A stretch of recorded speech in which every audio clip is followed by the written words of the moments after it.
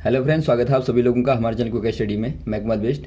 इस वीडियो के माध्यम से दोस्तों आप यहाँ पर कराऊंगा आर्मी एग्जाम का मैथमेटिक्स का भाग नंबर 9। यानी दोस्तों यहाँ पर आपको आर्मी गणित का भाग नंबर 9 मिलेगा। इससे पहले दोस्तों आपको 8 भाग कराए जा चुके हैं। यदि आपने पिछले वाले भागों को ना देखा तो आप ज़रूर देख लें, ताकि दोस्तों आपके पार्ट नंबर 8 तक क्वेश्चन क्लियर हो जाए। चूँकि यहाँ पर जो क्वेश्चन आपको बताए जाते हैं बार बार एग्जाम में पूछे गए क्वेश्चन होते हैं, तो आराम से आप जो भी क्वेश्चन देखेंगे दोस्तों लगातार आप इनको नोट करते रहेंगे और साथ में जो करने की मेथडें हैं उनको आप ध्यान रखेंगे। तो शुरू करते हैं। कापी और पेन आप निकाल लेंगे ताकि आपको जो क्वेश्चन मिलेंगे आराम से आप उनको नोट कर पाएं। पहला क्वेश्चन दोस्तों आपको दिखाई देता है, किसी वस्तु को 96 रुपये में बेचने पर उसे 84 रुपये में बेचे जाने के मुकाबले 2 गुना ज़्यादा लाभ होता है, तो वस्तु का क्रय मूल्य क्या होगा। यानी यहाँ पर आपको पूछा गया है, by selling an article for RS 96 double profit is obtained then the profit that would have been obtained by selling it for RS 84। What is the cost price of article. यानी दोस्तों यहाँ पर आपको कहा गया है, माना आप किसी आर्टिकल को सेल करते हैं दोस्तों 96 रुपीज़ में, तो यहाँ पर आपको डबल प्रॉफिट होता है यदि आप सेल करते हैं 84 में यहाँ के मुकाबले। यानी जब आप दोस्तों 84 रुपये में बेचते हैं तो उसके मुकाबले 96 में बेचने पर दोस्तों आपको 2 गुना लाभ होता है। तो यहाँ पर आपको बताना है कि जो कॉस्ट प्राइस होगा, यानी कि जो यहाँ पर क्रय मूल्य होगा दोस्तों वस्तु का, वो क्या होगा। यहाँ पर आप क्या करेंगे दोस्तों, देखिए पहला केस क्या लेंगे आप, यहाँ पर मान लेंगे let cost price of article equal to X rupees. यानी कि आपने मान लिया कि जो आर्टिकल है वस्तु है X रुपये की है, तो यहाँ से आप क्या करेंगे दोस्तों, आपको प्रॉफिट बराबर मालूम होगा, यानी कि जो लाभ बराबर होता है विक्रय मूल्य यानी selling price minus cost price होता है, यानी विक्रय मूल्य माइनस क्रय मूल्य बराबर होता है लाभ। तो यहाँ से दोस्तों आप पहली बार में प्रॉफिट को देखते हैं, प्रॉफिट नंबर 1 को, सेलिंग प्राइस पहली बार में 96 और माइनस कॉस्ट प्राइस आपकी 1 से रहेगी। और वैसे आप प्रॉफिट नंबर 2 को देखें तो यहाँ पर आपका जो सेलिंग प्राइस है 84 रुपीज़ और कॉस्ट प्राइस है दोस्तों यहाँ पर X रुपीज़। तो यहाँ पर आपको कहा गया है जो पहली बार का प्रॉफिट है वो आपका 2 टाइम है दोस्तों सेकंड टाइम के। तो यहाँ पर आप कर देंगे 2 से गुणा कर देंगे प्रॉफिट नंबर 2 को, तो 2 गुणा प्रॉफिट नंबर 2 बराबर प्रॉफिट नंबर 1, यानी कि 96 माइनस X से कर देंगे। तो यहाँ पर दोस्तों आप इक्वेशन को हल कर देंगे, तो यहाँ से आपको क्रय मूल्य का मान मिलेगा। आप अंदर गुणा कर देंगे 2 का, 2 चौको 8, 2 अठा 16 और माइनस 2X से कर देंगे और बराबर दोस्तों आपको मिलेगा 96 माइनस X। तो यहाँ से दोस्तों आप X वालों को एक तरफ कर देंगे और कांस्टेंट को एक तरफ ले आएंगे, तो यहाँ पर आपको मिलेगा 2X आपका यहाँ पर प्लस हो जाएगा, 2X माइनस यहाँ पर आपका X है, तो दोस्तों आपको मिलेगा यहाँ पर X और आप लेफ्ट में हल करेंगे आपको घटाने पर मिलेगा 72। यानी कि दोस्तों यहाँ पर आपको मिलता है जो क्रय मूल्य आपने माना था उसका मान आपको 72 रुपये मिलता है। तो आप कह देंगे जो क्रय मूल्य होगा दोस्तों वस्तु का 72 रुपये हो जाएगा, ऑप्शन नंबर ए वाला। अगला क्वेश्चन देखिए दोस्तों, यदि 12 आदमी किसी काम को 1/3 भाग 8 दिनों में करते हैं तो 16 आदमी उसी कार्य को कितने दिन में पूरा करेंगे। यानी आपको कहा गया है दोस्तों 12 men can complete 1/3 of a work in 8 days। In how many days can 16 men complete that work. दोस्तों यहाँ पर देखिए क्या करेंगे आप, यहाँ पर आपको दिया गया है दोस्तों 12 men कार्य करते हैं 1/3 वर्क को, यानी कि कार्य का दोस्तों 1/3 भाग को करते हैं पूरा यहाँ पे 8 days में। और सेकंड टाइम आपको दिया है 16 जो मेन होते हैं यानी कि 16 आदमी कार्य को दोस्तों कंप्लीट करते हैं। कहने का मतलब है कार्य को आप 1 मान लेंगे, कंप्लीट कर लेते हैं दोस्तों वर्क को कितने दिन में आपको बताना है। तो यहाँ पर आप क्या करेंगे दोस्तों, एक फॉर्मूला आपने पढ़ा होगा M1 और D1 और W2 बराबर M2 D2 और W1। यहाँ पर आप क्या करेंगे, मानों को रख देंगे, ये M1 है और ये आपका W है दोस्तों कार्य, W1 और W2 हो जाएंगे और यहाँ पर आपका D1 और D2 हो जाएंगे। तो यहाँ पर आपको D2 निकालना है, तो आप दोस्तों क्या करेंगे, M1 के स्थान पर 12 रख देंगे, D1 के स्थान पर 8 रखेंगे, W2 के स्थान पर 1 रखेंगे बराबर M2 के स्थान पर 16 रखेंगे और D2 आपको निकालना है, D2 आप रखेंगे और दोस्तों आप W1 बराबर 1/3 रख देंगे। तो यहाँ पर आप हल करेंगे इसको, तो देखिए सॉल्व करने पे क्या मिलेगा आपको, यहाँ पर दोस्तों आपका देखिए 3 नीचे है तो ऊपर आ जाएगा, यहाँ पर 12 के साथ गुणा करेगा, 12 इंटू 8 इंटू 3 कर देंगे, 1 का तो गुणा करने पर यहाँ पर 8 ही आएगा और बट्टा क्या हो जाएगा दोस्तों 16 आपका नीचे आ जाएगा और बराबर आपका बचता है D2। यानी कि यहाँ पर आप भाग देंगे तो 8 दूनी 16, 2 छक्का 12, यानी 6 × 18। D2 बराबर आपको मिलता है दोस्तों 18 डेज, यानी कि 18 दिन दोस्तों यहाँ पर आपका मिलता है। तो ऑप्शन नंबर आप ये वाले में टिक कर देंगे, 18 दिन लगेंगे, यानी कि 18 डेज लगेंगे। अगला क्वेश्चन देखिए दोस्तों, अगला क्वेश्चन दिया है आपको, यदि 21 बाइंडर 15 दिनों में 1400 कापियाँ बाइंड करते हैं तो 800 कापियाँ 20 दिनों में बाइंड करने में कितने आवश्यक बाइंडर होंगे। यानी कि आपको बताना है 21 binders can bind 1400 books in 15 days, how many binders will be required to bind 800 books in 20 days. यानी दोस्तों यहाँ पर आपको दिया गया है जो 21 बाइंडर्स होते हैं ये दोस्तों 1400 कॉपीज़ को या फिर आप कहें बुक्स को दोस्तों बाइंड कर देते हैं 15 डेज में। और वैसे आपका सेकंड टाइम में दिया है how many binders are required, ताकि दोस्तों आप 800 कॉपीज़ को बुक्स को बाइंड कर पाएँ 20 डेज में। तो यहाँ पर आपको देखिए पहली बार में मेन पावर दी है दोस्तों, सेकंड बार में वर्क दिया है और थर्ड टाइम में आपको डेज दिए हैं यानी कि दिन दिए हैं। तो यहाँ भी दोस्तों आप उसी वाले फॉर्मूले का इस्तेमाल करेंगे, M1 और D1 W2 बराबर M2 D2, यहाँ पर W1 कर देंगे। तो देखिए पहली बार में आदमी आपको 21 और सेकंड टाइम आपका और पहली बार में दिन दिए हैं आपको 15 और W2 कार्य आपको 800 सेकंड टाइम में दिया है और बराबर आपको मिलता है दोस्तों M2 जो कि आपको निकालना है और D2 आपको 20 डेज दिया है और W1 बराबर आपको दिया 1400। तो यहाँ से आप निकाल लेंगे दोस्तों M2 बराबर क्या हो जाएगा, M2 बराबर 21 × 15 × 800 और डिवाइड कर देंगे दोस्तों आप 1400 इंटू यहाँ पर 20 है। तो आप यहाँ पे देखिए जो करता काट देंगे दोस्तों उनको, यहाँ पर आप 00 से 00 कैंसिल आउट कर देंगे और 7 से काटेंगे तो आपका 7 3 बार यहाँ काटेगा और 2 बार इसको काटेगा और यहाँ आप भाग देंगे ऊपर तो यहाँ पर दोस्तों आपको 4 मिलेगा और यहाँ भाग देंगे तो आपको 4 × 5 = 20 5 मिलेगा, 5 × 15 मिलेगा, यानी दोस्तों आपको 3 × 3 मिलता है, यानी 3 × 9 दोस्तों आपको यहाँ पे आंसर मिलता है। यानी आप कह देंगे सेकंड टाइम में दोस्तों आपको 9 बाइंडर्स की रिक्वायर्ड होगी, ऑप्शन नंबर बी वाला। अगला क्वेश्चन देखिए दोस्तों, एक कार 80 किलोमीटर प्रति घंटे की गति से 10 घंटे में अपनी यात्रा को पूरी करती है। यदि इसे 8 घंटे में अपनी यात्रा पूरी करनी होगी तो चाल में कितनी वृद्धि करनी होगी। यानी कि आपको दिया गया दोस्तों, a car is finishes a journey in 10 hours at the speed of 80 kilometre per hour. If the same distance is to be covered in 8 hours, how much more speed does the car have to gain. यहाँ पर आपको दिया गया है दोस्तों, कोई car है जिसकी शुरुआत में दोस्तों स्पीड आपको दी है, कोई यहाँ पर कार है और आपको इसकी स्पीड दी है 80 किलोमीटर पर आवर और जो आपको टाइम दिया है, टाइम बराबर आपका पहली बार में 10 hours लगता है। तो यहाँ पर आपको दोस्तों क्या निकालना है, पहले आप निकाल लेंगे दूरी कितनी तय की, यानी टोटल दोस्तों यात्रा या फिर आपके जर्नी जो है वो कितने की। तो इसके लिए आप क्या कर देंगे दोस्तों, आप जानते हैं दोस्तों स्पीड बराबर क्या होता है, डिस्टेंस अपॉन टाइम होता है। तो यहाँ से आप डी निकालेंगे तो आपका S × T करना पड़ेगा, यानी समय गुणा यहाँ पर आपको चाल करना पड़ेगा। तो बराबर क्या हो जाएगा दोस्तों, 80 × 10 कर देंगे तो आपका आएगा 800 किलोमीटर्स।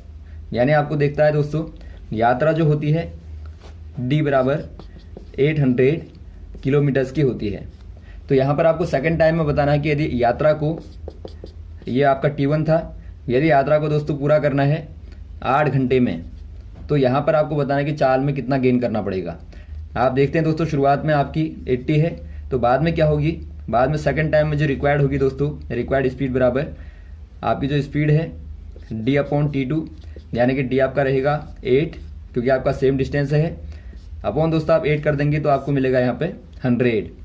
यानी दोस्तों बाद में आपको 100 किलोमीटर प्रति घंटे की चाल से चलना पड़ेगा। तो चूंकि आपको गेन बताना है दोस्तों, यानी वृद्धि कितनी की गई, तो आप गेन निकाल लेंगे। गेन बराबर हो जाएगा सेकंड टाइम में जो स्पीड है माइनस फर्स्ट टाइम में जो स्पीड है, यानी यहाँ पर आप गेन करते हैं 20 किलोमीटर पर आवर का। तो ऑप्शन नंबर हो जाएगा दोस्तों आपका बी वाला, 20 किलोमीटर पर आवर। अगला क्वेश्चन देखिए दोस्तों, the ratio between the speed of a train and a car is 18:13। Also a bus covered a distance of 480 kilometers in 12 hours. The speed of the bus is 5/9 of the speed of the train. How much distance will the car cover in 5 hours? आप एक बार दोस्तों हिंदी में भी समझ लेंगे question को। यहाँ पर आपको दिया गया है जो ट्रेन है और जो कार है दोस्तों, उनकी चालों का जो रेशियो है, यहाँ पर आपके पास में ट्रेन है और यहाँ पर आपके पास में कोई कार है, तो दोनों की जो स्पीड है S1 और S2 है, दोनों का रेशियो आपको दिया गया है दोस्तों 18:13। और बाद में आपको दिया गया है कोई बस भी है आपके पास में यहाँ पे, और बस का जो स्पीड है दोस्तों वो आपको दिया गया है S3 बराबर क्या दिया गया है, वो आपको निकालना है। D बराबर आपको दिया गया है जो बस के द्वारा तय की गई दूरी होती है 480 किलोमीटर से, और टाइम जो लगता है दोस्तों 12 आवर का है। तो यहाँ से आप S3 को निकाल लेंगे, तो S3 बराबर क्या मिलेगा आपको 480 यानी कि 480/12, क्योंकि आप जानते हैं दोस्तों चाल बराबर दूरी बट्टा समय होता है। तो यहाँ से आपको निकलता है 12×36 यानी कि 40 किलोमीटर्स पर आवर दोस्तों क्या मिलता है आपको, बस के द्वारा जो स्पीड होगी वो आपको मिलती है 40 किलोमीटर पर आवर। तो यहाँ पर आपको दिया गया है जो बस की स्पीड है दोस्तों वो ट्रेन की स्पीड की 5/9 है, यानी 5/9 गुना है ट्रेन की स्पीड की। तो यहाँ पर आपको बताना है कि 5 घंटे में जो कार होगी कितनी दूरी को तय करेगी। तो यहाँ पर देखिए पहला आप क्या निकाल लेंगे, आपने दोनों की तीनों की स्पीडें तो निकाल ली। पहले वाले की दोस्तों आप S1 मान लेंगे, चूंकि अनुपात आपको दिया है 18, तो S1 बराबर आप मान लेंगे 18x होगा, और S2 को मान लेंगे आप 13x होगा, यानी कार की चाल यहाँ पे ये है और ये ट्रेन की चाल है। आपको दिया है दोस्तों जो S3 बराबर है, यानी कि जो यहाँ पे बस की चाल है, यहाँ पर आप थोड़ा सा मिटा लेंगे। आपको दिया गया है जो S3 है, S3 बराबर आपने निकाला तो 40 किलोमीटर पर आवर। आपको दिया जो S3 है दोस्तों वो 5/9 है S1 के, ये आपको दिया गया है।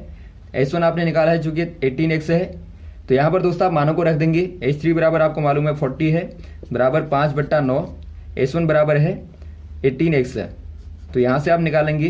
तो यहाँ से दोस्तों आप हल कर देंगे तो आपको क्या मिलेगा, यहाँ पर मिलेगा आपको 5 दूनी 10, यानी कि दोस्तों आपको x बराबर क्या मिलेगा 40/10, यानी 40/10 मिलेगा बराबर 4। तो यहाँ पर से दोस्तों आप x का मान रख देंगे यहाँ पे, तो आपको दोनों की स्पीडें मिलेंगी। x बराबर 4 मिला आपको, तो S1 बराबर क्या हो जाएगा, S1 बराबर 18x बराबर दोस्तों यहाँ पे 18 × 4 कर देंगे, यानी कि आपको मिलेगा 72 किलोमीटर पर आवर। वैसे आप कार की निकालेंगे, तो कार की दोस्तों S2 बराबर क्या हो जाएगी 13x, यानी कि आपको मिलेगा 13×4 बराबर 1352 किलोमीटर पर आवर। और आपको निकालना है कार 5 घंटे में कितनी दूरी तय करेगी, यानी जो कार है दोस्तों वो 5 घंटे में यानी 5 आवर्स में कितनी डिस्टेंस को कवर करेगी। तो यहाँ पर आप क्या कर देंगे, D बराबर S2 × T, यानी कि दूरी बराबर चाल गुणा समय कर देंगे। तो चाल बराबर दोस्तों क्या है 52 है, यानी 52 है, इंटू टाइम आप 5 से गुणा कर देंगे। तो यहाँ पर आपको मिलेगा 5 दूनी 10 और 5 बजे 25 और 26, यानी दोस्तों आपको 260 मिलेगा, यानी 260 दोस्तों आपको किलोमीटर्स मिलेगा। तो यहाँ पर आप टिक कर देंगे ऑप्शन नंबर सी वाले में 260 किलोमीटर्स। अगला क्वेश्चन देखिए दोस्तों, यहाँ पर आपको दिया गया है a train 300 metre long is running at speed of 90 kilometre per hour, how many seconds will it take to cross a 200 metre train, यानी कि उसकी लेंथ आपको दिया 200 metre train running in the opposite direction of a speed of 60 kilometre per hour. यानी आप हिंदी में समझेंगे, आपको दिया है दोस्तों कोई ट्रेन यहाँ पे है पहली वाली, जिसकी लेंथ आपको दी है 300 मीटर की है दोस्तों, यानी आप D1 मान लेंगे, और यहाँ पर रनिंग करती है, स्पीड बराबर पहली बार में स्पीड जो है 90 किलोमीटर पर आवर है पहली वाली ट्रेन की, और सेकंड वाली आपको ट्रेन दी है जो कि अपोजिट डायरेक्शन में चलती है, यानी विपरीत दिशा में चलती है दोस्तों, और उसकी लेंथ आपको यहाँ पे दी है 200 मीटर है, और साथ में स्पीड आपको दी है, यानी कि S2 बराबर है यहाँ पर 60 किलोमीटर पर आवर। तो आपको बताना है दोनों यदि क्रॉस करेंगे एक दूसरे को, ये आपका D2 है, तो क्या यहाँ पर समय क्या लगेगा। यहाँ पर देखिए दोस्तों, जब भी आपको डायरेक्शन अपोजिट दी रहती है, अपोजिट यानी कि विपरीत दिशा दी रहती है, तो यहाँ पर आप क्या करेंगे, आपको चूंकि क्रॉस करना है दोस्तों, तो आपको जो टोटल चलना पड़ेगा या ट्रेनों को चलना पड़ेगा वो D1 प्लस D2 चलना पड़ेगा, और साथ में जो स्पीड होगी दोस्तों, चूंकि स्पीड यहाँ पे देखिए क्रॉस करने में दोनों की ही स्पीड है एक प्रकार से योगदान दे रही है, एक प्रकार से दोनों ही दोस्तों एक प्रकार से कंट्रीब्यूट कर रही हैं। तो यहाँ पर आप क्या कर देंगे दोस्तों, पहले वाले की स्पीड और सेकंड वाले की स्पीड को जोड़ देंगे, क्योंकि आप अपोजिट डायरेक्शन में चल रहे हैं तो वहाँ पर आपको जोड़ना पड़ेगा। लेकिन जब सेम डायरेक्शन में होंगे दोस्तों, तो वहाँ क्रॉस करने में यहाँ पे आप S1 - S2 करेंगे, या जो भी आपका ज़्यादा स्पीड वाला होगा उससे दोस्तों आप कम स्पीड को घटाएंगे। तो ये आपको ध्यान देना है। अपोजिट वाले केस में दोस्तों आप जोड़ेंगे तो यहाँ पर आप क्या निकालेंगे, रिलेटिव स्पीड निकाल लेंगे बराबर S1 प्लस S2 कर देंगे। यानी दोनों को जोड़ने पे क्या मिलेगा दोस्तों, दोनों को जोड़ने पर आपको मिलेगा यहाँ पे 90 प्लस 60 बराबर 150 किलोमीटर पर आवर। यहाँ पर देखिए 150 किलोमीटर पर आवर, लेकिन यहाँ पर दोस्तों आपको जो आंसर देना है वो सेकंड में देना है और यहाँ पर आपको दूरी दी है मीटर में, तो आप इसको कन्वर्ट कर देंगे मीटर पर सेकंड में। बराबर क्या होगा 150 गुणा दोस्तों आप किसका गुणा कर देते हैं, यहाँ पर आप गुणा कर देंगे 5/18 का, यानी कि 5/18 का। तो यहाँ से दोस्तों आपको मिलेगी मीटर पर सेकंड में स्पीड। तो यहाँ पर आप क्या करेंगे, आपको निकालना है समय क्या लेगी, तो टी बराबर क्या हो जाएगा दोस्तों, यानी समय बराबर क्या होता है, चाल बराबर दूरी बट्टा समय होता है, हमेशा आपको याद होना चाहिए। एस बराबर D/T होता है, तो टी बराबर हो जाएगा D/S और आपका डी क्या है दोस्तों, D1 प्लस D2 और एस बराबर S1 प्लस S2 है। ये आप नोट कर लेंगे अपोजिट के केस में। तो यहाँ पर देखिए दोस्तों क्या करेंगे आप दोनों को जोड़ के लिखेंगे, 300 पहली बार में थी और 200 बाद में थी, और बट्टा दोस्तों यानी कि अपॉन S1 प्लस S2 बराबर आपने निकाल लिया है 150 इंटू 3/5/18, यानी 5/18 यहाँ पे है। तो यहाँ से देखिए आप हल कर देंगे, 18 आपका चूंकि ऊपर चला जाएगा नीचे है तो यहाँ पर देखिए ऊपर वालों को जोड़ देंगे तो यहाँ पे मिलेगा आपको 500 मीटर, और नीचे का 18 दोस्तों ऊपर आ जाएगा, गुणा 18 कर देंगे 18 कर देंगे और बट्टा करेंगे आप 150 गुणा 5। हल करने पर देखिए क्या मिलता है, यहाँ पर 1 आ जाएगा, 0 से 0 कैंसिल आउट हो जाएगा, यहाँ 5 से काटेंगे 3 और 2 और 3 से काटने पर 6, यानी 6 दूनी 12, या फिर आप कहें दोस्तों आपको 12 मिलता है टी बराबर, यानी आप कह देंगे 12 सेकंड में दोस्तों एक दूसरे को क्रॉस कर जाएंगी। ऑप्शन नंबर कौन सा हो जाएगा आपका, बी वाला। अगला क्वेश्चन देखिए दोस्तों, एक त्रिभुज का क्षेत्रफल 615 वर्ग मीटर है, यदि इसकी एक भुजा 123 मीटर है तब उस अभिलंब की लंबाई क्या होगी जो इस भुजा पर इसके विपरीत शीर्ष में डाली गई है। यानी कि आपको बताना है, यानी दोस्तों आपको यहाँ पर बताना है the area of a triangle is 650 metre square if one of its side is 123 metre, find the length of the perpendicular dropped on that side from opposite vertex. यानी कि आपको यहाँ पर दिया गया है, आपके पास में कोई ट्रायंगल है दोस्तों, कोई त्रिभुज है, मान लीजिए ABC आपने ट्रायंगल ले लिया और यहाँ पर आपको दिया गया है वन साइड आपको दी है दोस्तों, मान लीजिए आप इस वाली साइड को मान लें 123 दी है मीटर में, तो आपको कहा गया है कि इसके अपोजिट में कोई वर्टेक्स से दोस्तों एक अभिलंब यानी कि परपेंडिकुलर डाला जाता है। ये परपेंडिकुलर है जो कि 90 डिग्री का दोस्तों यहाँ से एंगल बनाएगा, तो आपको इसकी लेंथ बतानी है क्या होगी, और आपको एरिया यहाँ पे दिया है, एरिया बराबर 615 वर्ग मीटर। तो यहाँ से दोस्तों आप क्या निकालेंगे, देखिए आपको मालूम होना चाहिए एरिया ऑफ ट्रायंगल बराबर क्या होता है, 1/2 into base into height. Height जो यहाँ पे है दोस्तों यही परपेंडिकुलर कहलाती है, यानी जो परपेंडिकुलर है यही दोस्तों हाइट है। तो यहाँ से आपको हाइट निकालनी है, तो एरिया आपको दिया देखिए 615 और बराबर 1/2, बेस आपको दिया 123 और आपको हाइट निकालनी है h। तो h बराबर क्या हो जाएगा दोस्तों, यहाँ से 2 का गुणा यहाँ कर देंगे आप 615 गुणा 2 और डिवाइड कर देंगे दोस्तों आप 123 से, यानी यहाँ पर आप लिखेंगे ऊपर, तो यहाँ पर आपको मिलता है 615 गुणा 2/123। तो यहाँ से भाग देने पर 5 बार जाएगा और गुणा 2 है तो 5 दूनी 10 यहाँ पर दोस्तों आपको मिलेगा, यानी आपको दोस्तों 10 मीटर यहाँ पे h मिलता है, तो आप सी में टिक कर देंगे। अगला क्वेश्चन देखिए दोस्तों, यदि दो संख्याओं का औसत XY है तथा एक संख्या X है तब दूसरी संख्या क्या होगी। यानी कि आपको बताना है the average of two numbers is XY if one number is X then the other number is. दोस्तों यहाँ पर आपको क्या दिया, देखिए आप ले लेंगे let two numbers are A and B।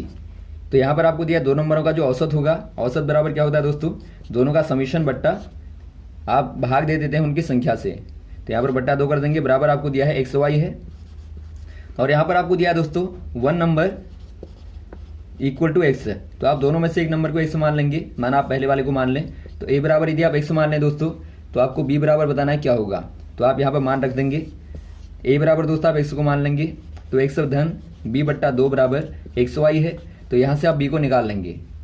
B बराबर क्या हो जाएगा दोस्तों, 2 का यहाँ गुणा कर देंगे, तो X धन B बराबर 2XY हो जाएगा।